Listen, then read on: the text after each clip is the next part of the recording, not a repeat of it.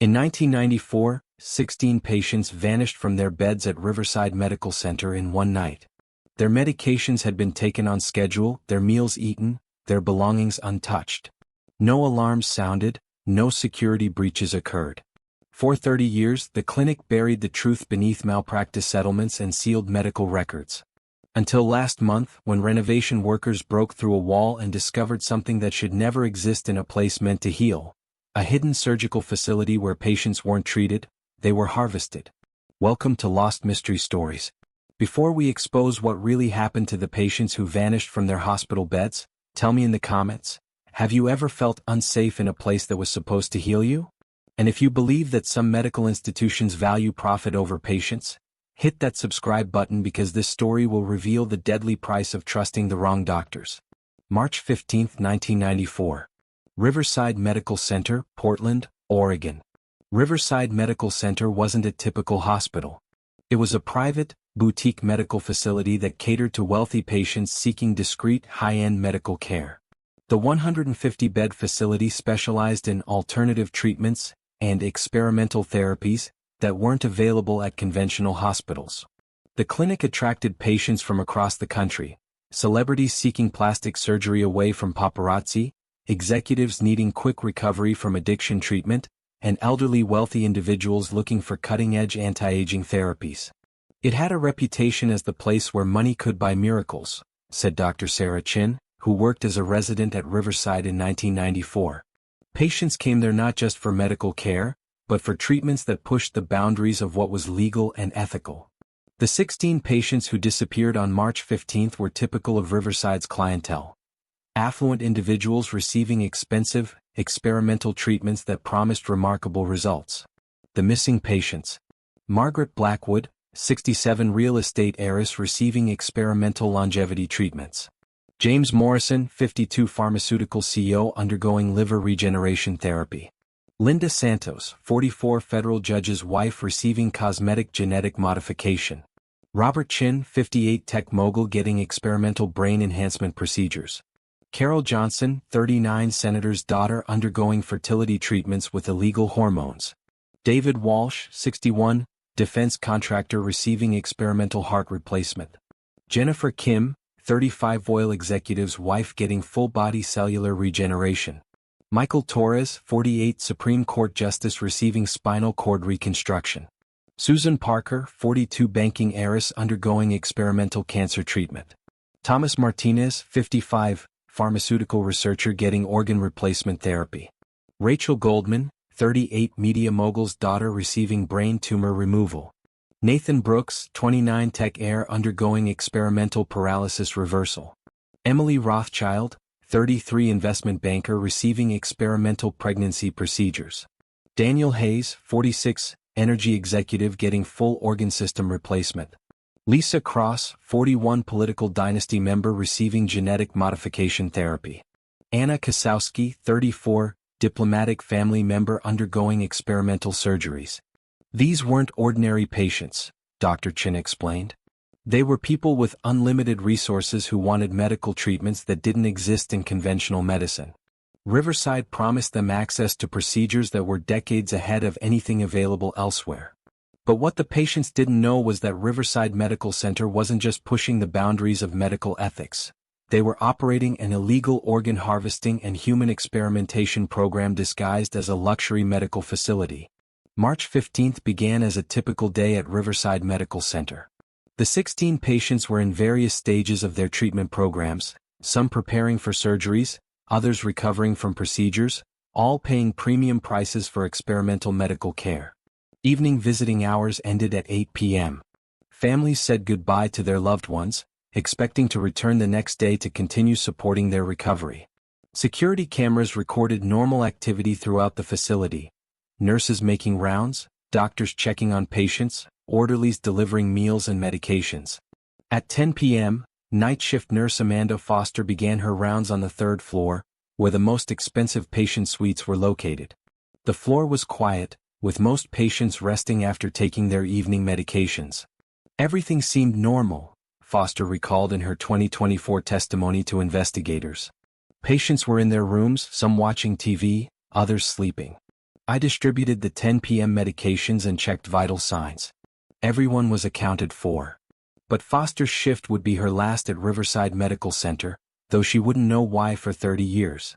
At 2:30 a.m., Foster was approached by Dr. Marcus Kellner, the facility's chief medical officer, and told that her services were no longer needed.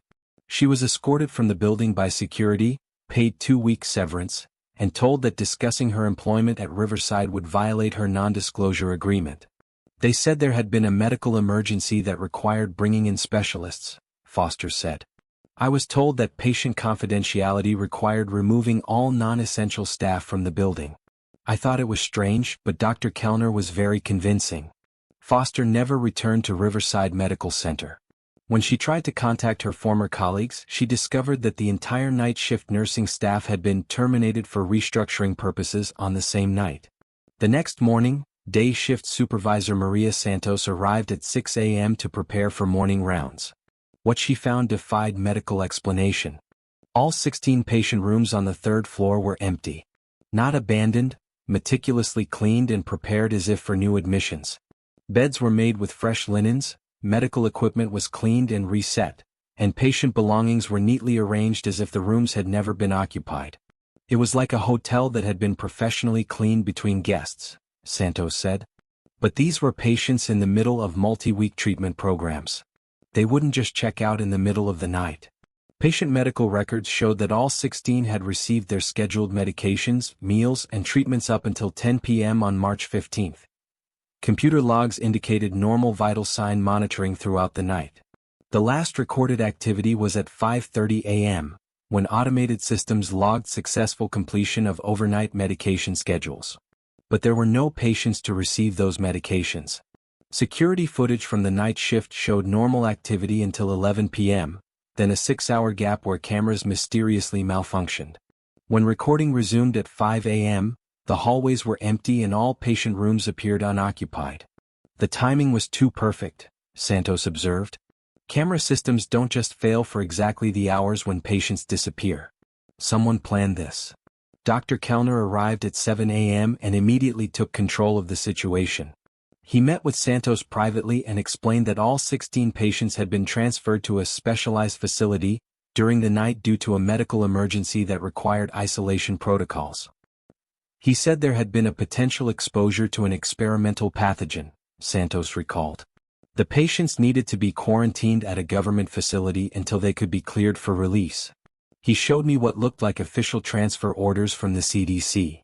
Santos was told that patient confidentiality and federal regulations prevented her from contacting the families directly. All communication would be handled through Riverside's administration. By noon, families began arriving for scheduled visits. They were met by Dr. Kellner and informed that their loved ones had been transferred for specialized care that would require several weeks of isolation. The families' reactions ranged from confusion to outrage.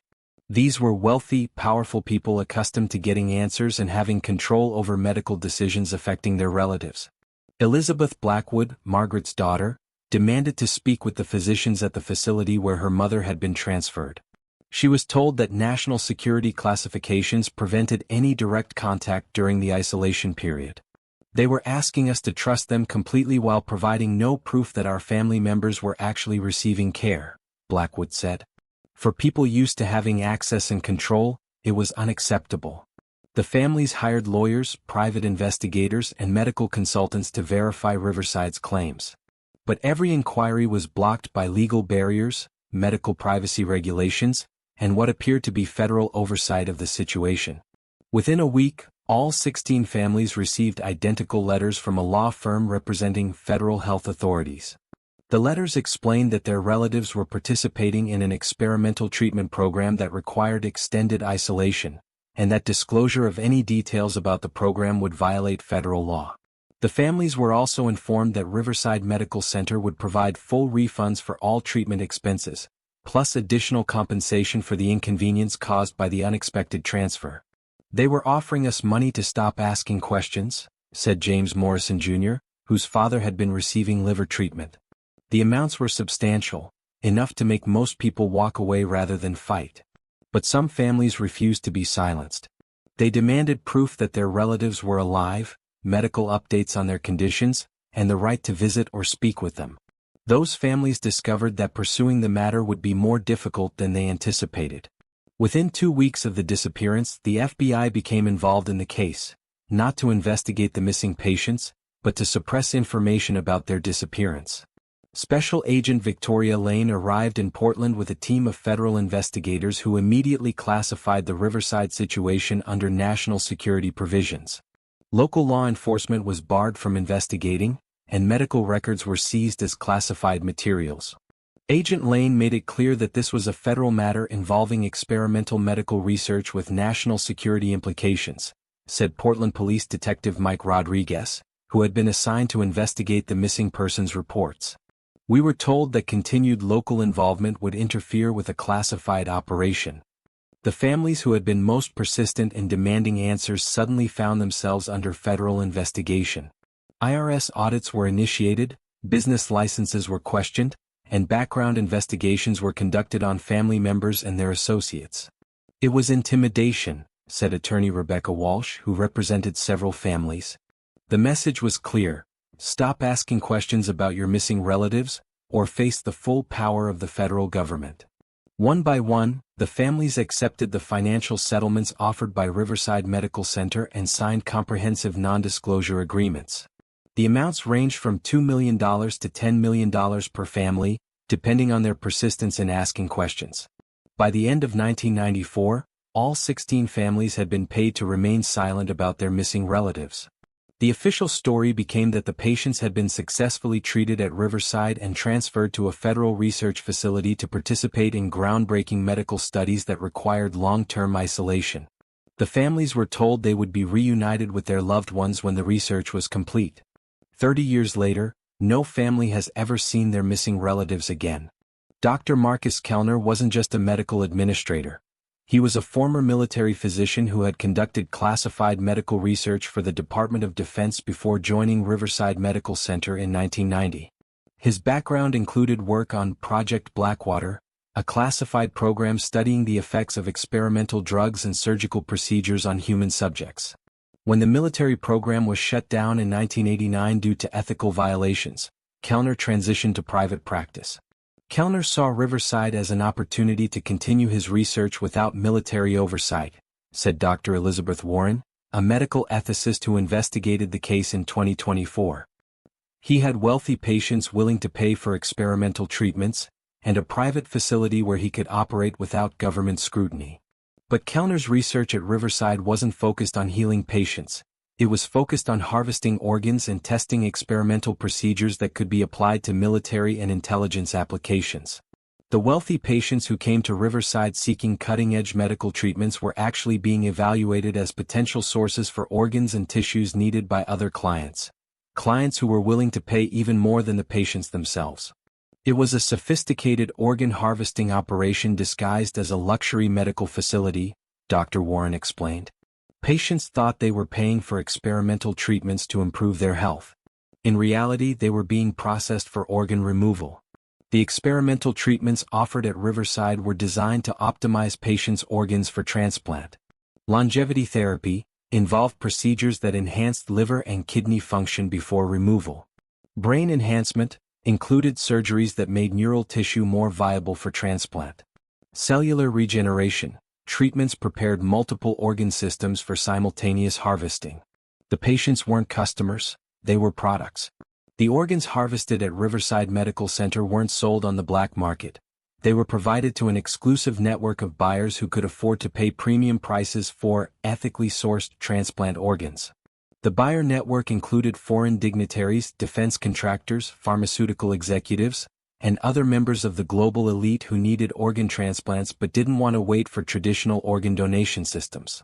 These were people who could afford to pay $50 million for a new heart, $30 million for a liver, or $100 million for a complete set of organs from a single donor, Dr. Warren said.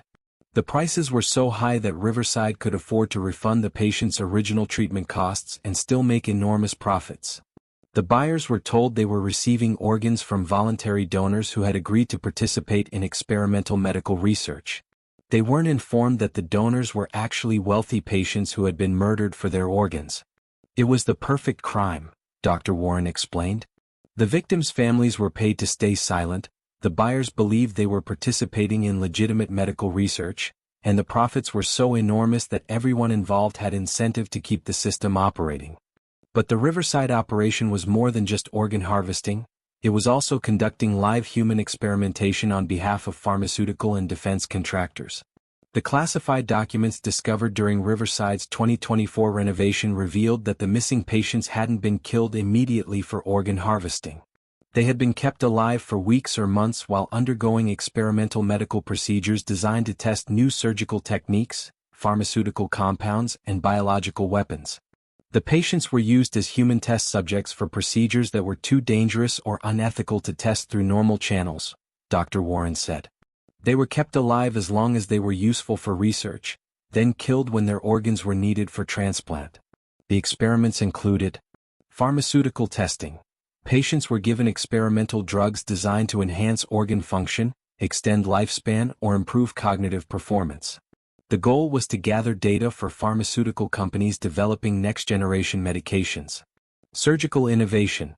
Patients underwent experimental surgical procedures designed to test new techniques for organ replacement, brain surgery, and genetic modification. Successful procedures were documented for future use on paying clients. Biological weapons research. Patients were exposed to experimental biological agents to test the effectiveness of potential weapons and the development of countermeasures. This research was conducted on behalf of defense contractors developing tools for military and intelligence agencies. Organ enhancement. Patients' organs were subjected to experimental treatments designed to improve their viability for transplant. The goal was to create super organs that would command premium prices from elite buyers. The patients were kept in a hidden facility beneath Riverside Medical Center, where they could be monitored and experimented on without risk of discovery. When their usefulness for research ended, their organs were harvested and sold to the highest bidders. The bodies were disposed of through the facility's medical waste system, ensuring that no physical evidence of the murders would ever be discovered. The 2024 renovation of Riverside Medical Center was intended to convert the building into luxury condominiums. But when construction workers began demolishing interior walls, they discovered something that shouldn't exist in a medical facility. We were removing a section of wall between two patient rooms when we hit a door that wasn't on any architectural plans, said construction foreman Miguel Santos. Behind it was a staircase leading down to a basement level that didn't appear on any building schematics. The hidden basement contained a sophisticated medical facility designed for human experimentation and organ harvesting. The space included operating theaters equipped for multiple simultaneous surgeries, recovery rooms designed for long-term patient monitoring, laboratory facilities for pharmaceutical testing and biological research, organ preservation systems for maintaining harvested organs during transport, crematorium facilities for disposing of bodies and medical waste, administrative offices containing detailed records of all operations. But the most disturbing discovery was a series of chambers designed for keeping patients alive during extended experimentation periods. The rooms were equipped with life support systems, monitoring equipment, and restraint systems that could keep subjects immobilized for weeks or months. It wasn't just an organ harvesting operation, Santos said. It was a complete human experimentation facility hidden beneath a legitimate medical center. The FBI was called immediately, but their response was to classify the discovery and seal the facility rather than investigate the crimes that had been committed there. When federal agents arrived at the Riverside renovation site, they weren't there to investigate human rights violations. They were there to suppress evidence of federal involvement in the illegal medical experiments. The FBI's priority was containment, not justice, said attorney Rebecca Walsh, who attempted to represent families interested in pursuing legal action. They classified everything as national security material and made it clear that anyone who discussed the discovery would face federal prosecution. The hidden facility was completely stripped within 48 hours. All equipment, documents, and physical evidence were removed and classified. The construction site was declared a federal hazardous materials zone, preventing media access or independent investigation. The construction company was paid to sign comprehensive non-disclosure agreements and relocate their condominium project. Workers who had discovered the facility were required to undergo security debriefings, and sign agreements preventing them from discussing what they had seen. It was the same playbook they used in 1994, Walsh said. Classify everything, threaten everyone, and pay enough money to ensure silence. But some evidence had been preserved before federal agents arrived. Construction worker Miguel Santos had used his phone to photograph documents and equipment before the FBI seizure. Those photographs revealed the full scope of what had been happening at Riverside Medical Center for years before the 1994 disappearances. The preserved documents showed that Riverside Medical Center was part of a nationwide network of facilities conducting illegal medical experiments on wealthy patients. Between 1990 and 2000, at least 12 private medical facilities had participated in programs designed to harvest organs and test experimental procedures on unsuspecting patients. It was a systematic operation, Dr. Warren explained. They targeted wealthy patients who could afford experimental treatments, then used them as test subjects and organ sources for even wealthier buyers. The network included Riverside Medical Center, Portland 16 patients disappeared, 1994. Alpine Health Institute, Colorado 12 patients disappeared, 1992. Coastal Medical Research, California 18 patients disappeared, 1993. Elite Health Services, Florida 14 patients disappeared, 1995. Mountain View Medical, Utah 10 patients disappeared, 1996. Pacific Wellness Center, Washington 8 patients disappeared, 1997. Each facility followed the same pattern. Wealthy patients seeking experimental treatments would be evaluated for organ viability, subjected to enhancement procedures, then harvested when buyers were available for their organs. The total number of victims was estimated at over 200 wealthy individuals who had paid premium prices for medical treatments, only to be murdered for their organs and used as test subjects for illegal human experiments. These weren't random kidnappings, Dr. Warren said. They were systematic murders of wealthy patients whose families had the resources to cover up the crimes rather than face public scandal. The most disturbing revelation in the Riverside documents wasn't the historical record of organ harvesting. It was evidence that similar operations were still active. Financial records from 2015 to 2020 showed payments to facilities conducting enhanced medical research in locations across the country. The modern operations had evolved from private medical centers to other settings: exclusive wellness retreats, private cancer treatment centers, and boutique surgical facilities. The methods became more sophisticated, Dr. Warren said. Instead of obvious disappearances from medical centers, they moved to settings where wealthy people regularly travel for private medical treatments. Patients would go to exclusive facilities for cosmetic surgery or experimental treatments and simply never return. The current network included exclusive wellness retreats where wealthy clients disappeared during detox programs, private cancer centers where terminal patients were harvested before death, cosmetic surgery clinics where patients were killed during routine procedures, anti-aging facilities where elderly clients were murdered for organ transplants. The business model never changed, Dr. Warren explained. Wealthy people pay premium prices for exclusive medical treatments, then their organs are sold to even wealthier buyers who need transplants. The modern operations generated billions in revenue while maintaining the same cover-up systems that had protected the original Riverside facility: federal classification, family payouts, and legal threats against anyone who asked questions. In 2024, families of missing patients from modern facilities began comparing their experiences and realized they were facing the same pattern that had occurred at Riverside 30 years earlier. Patricia Morrison, whose husband had disappeared from an exclusive cancer treatment center in 2022, discovered striking similarities to the 1994 Riverside case. Wealthy patients seeking experimental treatments, sudden disappearances during treatment, federal involvement preventing investigation, financial settlements in exchange for silence, legal threats against families who asked questions. My husband went to Canyon View Medical Center for experimental cancer treatment, Morrison said. He was supposed to be there for 6 weeks. After 2 weeks, they told me he had been transferred to a federal research facility for specialized care. I haven't seen him since. Morrison's investigation revealed that at least 47 wealthy patients had disappeared from exclusive medical facilities between 2018 and 2024. All had been seeking experimental treatments, all had families who were offered substantial settlements, and all had cases that were classified by federal authorities. It's still happening, Morrison concluded. The same system that killed the Riverside patients is still operating, just in different locations with more sophisticated cover stories. The Riverside documents revealed that the organ harvesting network wasn't just a criminal enterprise, it was a sophisticated medical system serving the global elite's demand for premium healthcare services. These aren't back-alley organ dealers, Dr. Warren explained.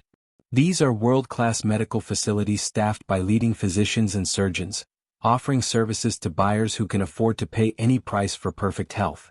The modern system included organ harvesting facilities, private medical centers that identified and processed wealthy patients for organ removal, enhancement laboratories, research facilities that improved harvested organs through experimental treatments before transplant, transplant centers, exclusive surgical facilities where elite buyers receive their new organs with complete anonymity, recovery facilities, private hospitals where buyers recuperated after transplant surgery with concierge medical care, administrative network, legal and financial systems that laundered payments and provided cover stories for all operations.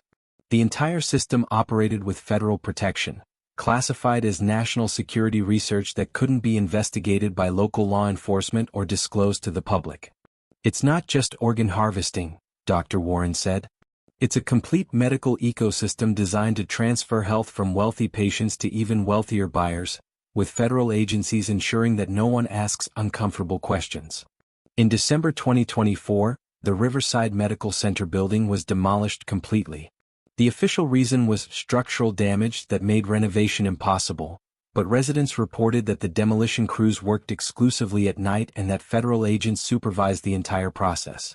No trace remains of the facility where 16 patients vanished in 1994, or the hidden basement where they were experimented on and killed for their organs.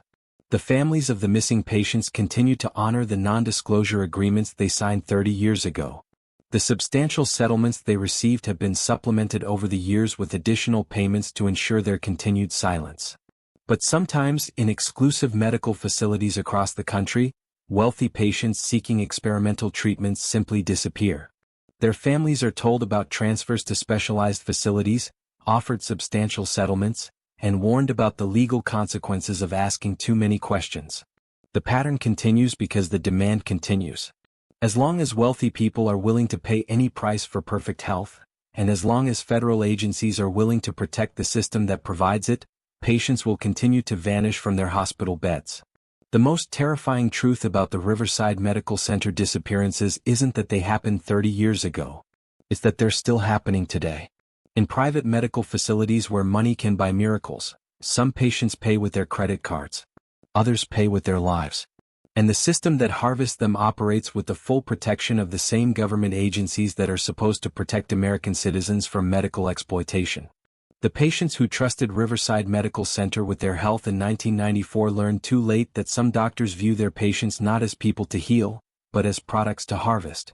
Their families learned that money can buy silence, but it can't buy justice. And the system learned that with enough federal protection and financial incentives, even the murder of wealthy Americans can be covered up indefinitely. The machines keep running. The organs keep flowing. And the patients keep disappearing. The end. Subscribe to Lost Mystery Stories for more exposés of medical corruption, organ harvesting networks, and the exclusive healthcare systems that treat wealthy patients as expendable resources. Because in the world of premium medical care, some people pay for treatment, while others pay with their lives.